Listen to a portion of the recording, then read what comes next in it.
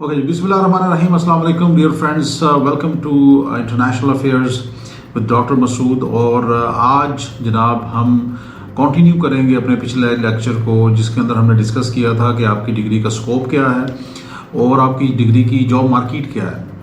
तो बहुत सारे स्टूडेंट्स हमारे इसके अंदर कंफ्यूज रहते हैं और उनको पता नहीं होता अपने करियर परसूट्स का। तो आज हम शुरू करते हैं अपने पिछले लेक्चर से, आगे चलते हैं और उसको डिस्कस करते हैं कि आप अपनी डिग्री के बाद कौन कौन सी ऐसी फील्ड्स हैं जिसके अंदर आप जाके सक्सेसफुली अचीवमेंट कर सकते हैं। CSS और इसके अलावा जो दीगर इम्पॉर्टेंट मैंने जॉब्स आपको बताई थी, उनमें से एक जॉब मैंने आपको बताई थी political adviser in foreign embassies. Political और सिक्योरिटी एडवाइज़र और सिक्योरिटी एडवाइज़र की जो जॉब है फॉरेन एम्बेसीज में, ये बहुत ही ज़बरदस्त किस्म की जॉब होती है, लिक्रेटिव जॉब होती है और डिफरेंट एम्बेसीज के अंदर इसकी सैलरीज पैकेजेस जो हैं डिफरेंट होते हैं। फॉर एग्जांपल आज हम डिस्कस करेंगे पाकिस्तान के अंदर जितनी भी फॉरेन एम्बेसीज हैं उनके अंदर जो पॉलिटिकल एडवाइज़र की जॉब होती है और सिक्योरिटी एडवाइज़र की जो जॉब होती है उसको कैसे हासिल किया जा सकता है, उसके क्या क्या लवाजमात होते हैं, उसके सैलरी पैकेजेस क्या होती हैं, उनकी नेचर ऑफ जॉब क्या होती है। तो ये जो कुछ क्वेश्चंस हैं मेरे स्टूडेंट्स के भी, उनको आंसर करते हैं आज। पॉलिटिकल एडवाइज़र या फिर सिक्योरिटी एडवाइज़र की जो जॉब है, ये बड़ी ज़बरदस्त जॉब है पाकिस्तान में। और जितनी भी एम्बेसीज हैं, फॉर एग्जांपल अमेरिकन एम्बेसी है, ऑस्ट्रेलियन एम्बेसी है, जापानीज़ एम्बेसी है या नॉर्वेजियन एम्बेसी है या और बहुत सारी एम्बेसीज हैं, वहाँ पे ये जो पॉलिटिकल एंड सिक्योरिटी एडवाइज़र की जॉब होती है ये अनाउंस होती हैं। और इनकी जो एडवर्टीज़मेंट है वो आप सैटरडे संडे का जो न्यूज़पेपर आता है, जितने भी डॉन है, द न्यूज़ है, जंग वगैरह है, इसके अंदर उसका ऐड आता है और उनको जनाब ये दरकार होते हैं बंदे। इसकी जो बेसिक रिक्वायरमेंट है वो मेन मैंने आपको बताया, डिग्री आपकी पॉलिटिकल साइंस मास्टर्स मेन इसकी रिक्वायरमेंट है, इंटरनेशनल रिलेशंस है, डिफेंस एंड स्ट्रेटजिक स्टडीज़ है, स्ट्रेटजिक स्टडीज़ डिपार्टमेंट की जो डिग्री है फॉर एग्जांपल NDU की। इसके अलावा डिफेंस एंड डिप्लोमेटिक स्टडीज़ वो भी रेलिवेंट है इसके लिए, फातिमा जिन्ना यूनिवर्सिटी में जो होता है। IR जितने भी हैं फॉर एग्जांपल कायद-ए-आज़म में, नमल में, इस्लामिक में, NDU में, बाकी यूनिवर्सिटीज़ में IR जैसा सब्जेक्ट पढ़ाया जाता है। तो ये सारी डिग्रीज उसके लिए एप्लीकेबल होती हैं, पीस एंड कॉन्फ्लिक्ट स्टडीज़ भी। तो इसके लिए आप अप्लाई आपने इस तरह से करना होता है कि इसमें रिक्वायरमेंट उनकी मेन 16 ईयर्स ऑफ एजुकेशन होती है। अच्छा, पूछते क्या हैं वो इसके अंदर? उसके अंदर ज़्यादातर उनके इंटरव्यूज़ होते हैं और कुछ एम्बेसीज़ के अंदर इसके रिटन टेस्ट भी होते हैं। जैसे फॉर एग्जांपल ऑस्ट्रेलियन एम्बेसी में और कैनेडियन एम्बेसी में इसका रिटन टेस्ट था, जो मैंने पर्सनली खुद भी दिया था। और जिस वक्त मैं जापान एम्बेसी में जॉब कर रहा था, तो जापान एम्बेसी में अलबत्ता इसका इंटरव्यू था सिर्फ, और वो इंटरव्यू तकरीबन रिगोरस इंटरव्यू था, तकरीबन 30 से 40 मिनट का। और उस इंटरव्यू के अंदर उन्होंने मुझसे बहुत सारी चीज़ें पूछी related to Pakistan, related to Pakistan foreign policy, internal policy. तो मैं आपको पहले बता देता हूँ कि जापान एम्बेसी का जो मेरा एक्सपीरियंस था उसके अंदर जो चीज़ें उन्होंने पूछी वो क्या थी, और वही चीज़ें आप लोग भी अप्लाई कर सकते हैं, क्योंकि वही चीज़ें 80% तमाम एम्बेसीज़ के अंदर रिक्वायर्ड होती हैं। तो सबसे पहली चीज़ जो है वो आपकी अपने मुल्क के बारे में इंफॉर्मेशन है। You must know the geography of your country. Geography का मतलब ये है कि आपको अपने मुल्क की पॉलिटिकल ज्योग्राफी, उसकी आपकी जियोपॉलिटिक्स, उसकी जो ओवरऑल स्ट्रेटजिक थिंकिंग, उसकी स्ट्रेटजिक कल्चर, उसका प्लेसमेंट कहाँ पे है। Pakistan for example is located in south Asia, how it is important in south Asia. क्योंकि पाकिस्तान की जो पोजीशन है, फॉर एग्जांपल मैं अगर आपको बताऊं तो आप इस तरह से आंसर कर सकते हैं कि Pakistan is strategically located and it is a geographical pivot of the world, जिसमें साउथ एशिया मर्ज हो रहा है पाकिस्तान में, जिसमें सेंट्रल एशिया मर्ज हो रहा है थ्रू अफगानिस्तान, जिसमें मिडल ईस्ट मर्ज हो रहा है, वेस्ट एशिया जिसे कहते हैं, थ्रू ईरान एंड अरेबियन सी, जिसमें चाइना आपके साथ कनेक्ट है, ईस्ट एशिया, चाइना जो है ईस्ट एशियन कंट्री है। So this is the location of Pakistan which makes Pakistan an important country for major powers, global powers like United States of America, China और बाकी मुल्क जो हैं। तो इस तरह के आपसे वो क्वेश्चन पूछ सकते हैं कि पाकिस्तान की जो जियो स्ट्रेटजिक लोकेशन, उसकी इंपॉर्टेंस क्या है, नंबर 1। अच्छा, तो इसके अंदर दूसरी चीज़ जो आपसे वो पूछ सकते हैं वो है पाकिस्तान की पॉलिटिकल सिचुएशन, कि पाकिस्तान की पॉलिटिकल सिचुएशन क्या है, कौन सी मेन स्ट्रीम पॉलिटिकल पार्टीज़ हैं, वो कहाँ कहाँ रूल कर रही हैं, लीड कर रही हैं। तो अगर आप थोड़ा सा भी फॉलो करते हैं पॉलिटिकल प्रोग्राम्स पाकिस्तान में, टीवी वगैरह, तो आपको इस चीज़ का आइडिया होगा। लेकिन आप अगर इन डेप्थ थोड़ा सा इसमें जाएंगे और थोड़ा सा इसके अंदर काम करेंगे तो आप ज़्यादा अच्छे तरीके से वहाँ पे इस क्वेश्चन का आंसर दे सकते हैं। इसके अलावा करंट अफेयर्स की आपको पास होनी चाहिए सारी understanding, specially with regard to Pakistan. Pakistan की अफगानिस्तान के अंदर इन्वॉल्वमेंट, क्या रोल रहा है पाकिस्तान का, कैसे पाकिस्तान ने वहाँ पर इन्वॉल्वमेंट की है। लेकिन एक चीज़ आपने याद रखनी है कि पाकिस्तान का जो ऑफिशियल नैरेटिव है उससे हट के अगर आप बात ना करें तो ज़्यादा बेहतर है। अगर आपने उनको खुश करने के लिए फॉर एग्ज़ाम्पल आपने यही कहा कि जी पाकिस्तान का कोई नेगेटिव रोल है अफगानिस्तान में, तो that is not going to help you out. तो इसलिए आपने थोड़ा सा बैलेंस रख के चीज़ों को चलना है। आपने कहना है कि अगर पाकिस्तान फॉर एग्जांपल तालिबान को सपोर्ट करता है तो पाकिस्तान के वो पॉलिटिकल एंड स्ट्रेटेजिक इंटरेस्ट हैं जिसकी वजह से करता है, और इसका बैकग्राउंड है पूरा कि वाई वी सपोर्ट तालिबान। तो पाकिस्तान हो गया या कोई भी दुनिया का मुल्क है, वो अपने इंटरेस्ट के लिए कुछ भी करते हैं, राइट और रॉन्ग वो चलता रहता है। जैसे अफगानिस्तान में अमेरिका जब आया तो अमेरिका के इंटरेस्ट और थे, लेकिन जब अमेरिका यहाँ से निकल के जा रहा था तो अमेरिका के इंटरेस्ट और थे। अमेरिका ने तालिबान के साथ निगोशिएट करके यहाँ से निकला, जिनके बारे में हमें कहता रहा कि आप इनसे निगोशिएट ना करें और आप इनसे ताल्लुकात ना रखें या आप इनके साथ ताल्लुकात ख़त्म कर दें। तो आपने इस तरीके से अपना बैलेंस रख के चलना है। दूसरा, आपने जितने भी इश्यूज़ हैं उनके ऊपर इन डेप्थ आपके पास एनालिसिस होना चाहिए। फॉर एग्जांपल पाकिस्तान और इंडिया के आपस में जो भी प्रॉब्लम्स हैं वो क्यों हैं, कश्मीर के ऊपर इंडिया का पर्सपेक्टिव क्या है, पाकिस्तान का पर्सपेक्टिव क्या है, सर क्रीक इशू क्या है फॉर एग्जांपल। इसके अलावा सियाचिन क्या मसला था, कैसे स्टार्ट हुआ, क्यों हुआ।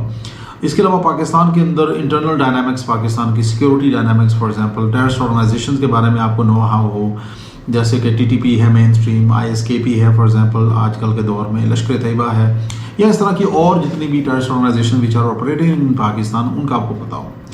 फाटा और बलोचिस्तान के अंदर जो डायनामिक्स है सिक्योरिटी की, उसका आपको आइडिया होना चाहिए कि which type of militant groups are operating in these two areas, क्योंकि ये उनकी ज़्यादा इंटरेस्ट में ये चीज़ें होती हैं, क्योंकि ये मुल्क जो हैं बड़े दे ऑल्सो स्पेंड मनी और ये यहाँ पे डेवलपमेंट के प्रोजेक्ट्स कर रहे होते हैं, तो इनको सिक्योरिटी की तमाम सिचुएशन का अंदाज़ा होना चाहिए।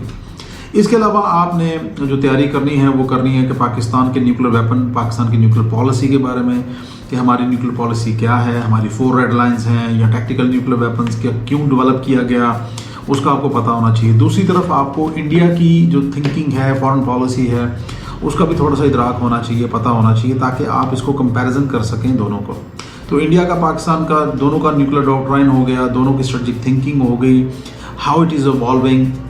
तो इस सारी आपको अंडरस्टैंडिंग होनी चाहिए, क्योंकि पॉलिटिकल एडवाइज़र और सिक्योरिटी एडवाइज़र की जॉब बहुत ल्यूक्रेटिव जॉब है, बहुत हैविली पेड जॉब है। फॉर एग्जांपल अगर मैं आपको बताऊं इसकी पेज और सैलरीज़ के बारे में, तो कैनेडियन एम्बेसी की जो जॉब थी उसकी उन्होंने 244 मेरा ख्याल से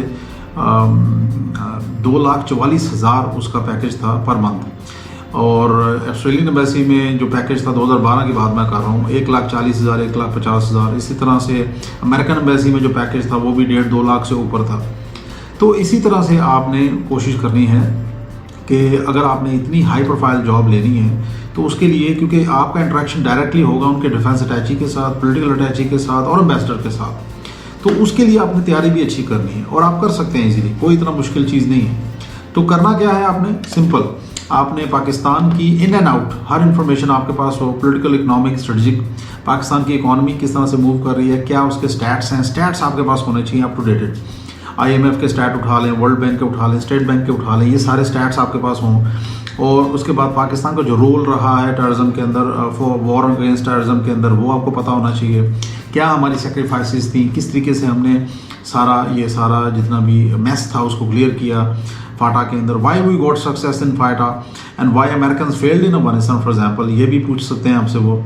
फिर आपको आगे की भी थोड़ी सी अंडरस्टैंडिंग होनी चाहिए एनालिटिकल स्किल के अंदर कि पोस्ट 2021 सिचुएशन में आपके रीजन में क्या सिचुएशन आएंगी, क्या सिक्योरिटी सिचुएशन इवॉल्व करेगी। फॉर एग्जांपल अफगानिस्तान के अंदर किस तरह से पोस्ट 2021 सिचुएशन के अंदर हालात होंगे सिक्योरिटी के। फॉर एग्जांपल आप कह सकते हैं उसके जी ट्रांसनेशनल टेररिज्म जो है वो फ्लरिश करेगा अफगानिस्तान में, और जितने भी ट्रांसनेशनल टेररिस्ट ग्रुप्स हैं like for example IMU, TTP और ISKP हो गया, अलकायदा हो गया फॉर एग्जांपल। सो और ये जो ग्रुप्स हैं ETIM वगैरह, they will flourish in Afghanistan. आपका जब ये नॉलेज जो होगा ये उनके लिए ज़्यादा करामत होगा। इसके अलावा आप देखेंगे कि करंट अफेयर्स में बहुत सारी ऐसी चीज़ें हैं जो आप कर सकते हैं, जैसे कि पाकिस्तान रशिया के इवॉल्विंग रिलेशनशिप, हमारे जो इवॉल्विंग रिलेशनशिप रशिया के साथ वो कैसे जा रहे हैं, क्यों जा रहे हैं इस तरफ। फॉर एग्जांपल पाकिस्तान ने रशिया से स्ट्रेटजिक टाइज भी रखी अभी रिसेंटली, उनसे हमने कुछ जहाज़ भी खरीदे और इसके अलावा हमने उनके साथ और भी कुछ थोड़ी बहुत डील्स की। बात चल रही है कि हम उनसे ऑयल लेना चाहते हैं फॉर एग्जांपल। और पाकिस्तान का रशिया के साथ काउंटर टेररिज्म के अंदर जो एक्सरसाइजेज हो रही हैं वो क्यों हो रही हैं? क्योंकि ISKP is a common threat for Pakistan and Russia. Drug trade in Afghanistan is a common threat for Russia and Pakistan of course. तो इन पैरामीटर्स के ऊपर Russia and Pakistan they are collaborating. तो ये सारी चीज़ें आपको अंडरस्टैंडिंग होनी चाहिए। ईरान के हवाले से पाकिस्तान और ईरान के रिलेशनशिप का आपको पता होना चाहिए, पाकिस्तान सऊदी अरेबिया रिलेशनशिप का आपको पता होना चाहिए, किस तरीके से हम बैलेंस रख के चल रहे हैं, ईरान की क्या इंपॉर्टेंस है, why America and Iran they are at loggerheads because of the nuclear programme. तो वो थोड़ा सा आपको आइडिया होना चाहिए कि ये न्यूक्लियर प्रोग्राम ईरान का किस तरीके से चल रहा है, क्या उसके अंदर चेंजेस आ रही हैं, किस तरीके से why American are against it या नेटो जो है वो अगेंस्ट है, निगोशिएशन जो किस तरह से चल रही है इसकी। ये वो सारे प्रो टिप्स हैं जो आपने करने हैं, ठीक है।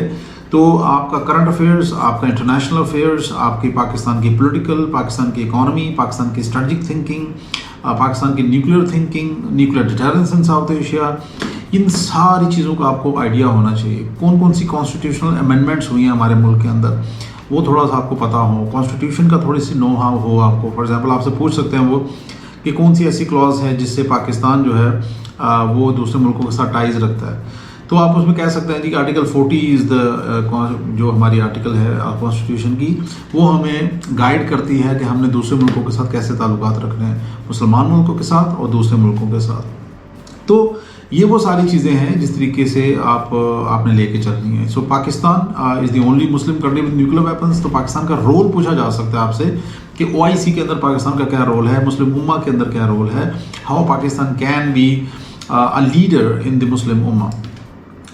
तो इस तरह के आपसे कुछ क्वेश्चन पूछे जा सकते हैं। इसके अलावा आपसे पूछ सकते हैं वो कि why you want to join this organization. तो अगर वो जो भी एम्बेसी है, फॉर एग्जांपल वो अमेरिकन एम्बेसी है या ऑस्ट्रेलियन एम्बेसी है या जापानीज़ एम्बेसी है, तो आपने उनको सिंपल सा इसका डिप्लोमेटिक सा आंसर देना है कि जी because working with American embassy और जापानीज़ एम्बेसी और Australian embassy would improve my vision, improve my capabilities, skills, I am going to learn new things, work ethics और new motivation and all these things. तो ये सारी चीज़ें आपने इस तरीके से ज़रा थोड़ा सा डिप्लोमेटिक आंसर देना है। सीधा सीधा ये नहीं करना कि मैंने पैसों के लिए काम करना है।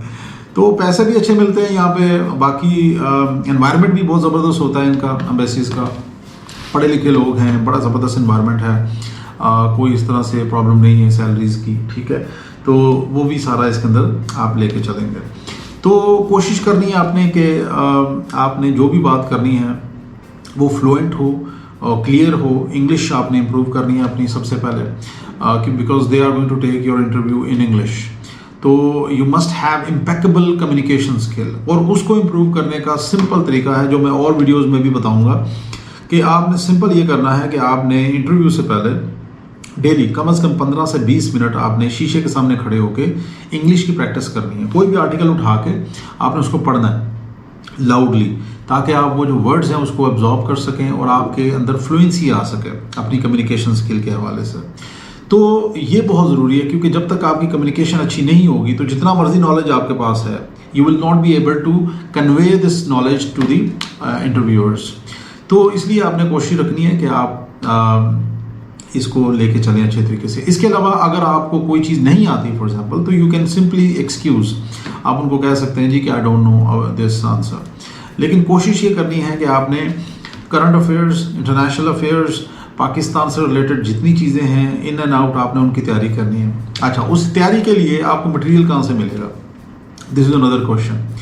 मटेरियल के लिए आप पाकिस्तान के लोकल न्यूज़पेपर्स तो पढ़ेंगे, इसके अलावा जो लोकल थिंक टैंक्स हैं, फॉर एग्जांपल IPRI है, ISSI है, फॉर एग्जांपल IRS है, इनकी रिपोर्ट्स बहुत अच्छी होती हैं, इनको आप पढ़ सकते हैं। न्यूक्लियर के हवाले से SVI है, CISS है, सासी है, फॉर एग्जांपल, इनके थिंक टैंक्स की रिपोर्ट्स भी बहुत अच्छी होती हैं।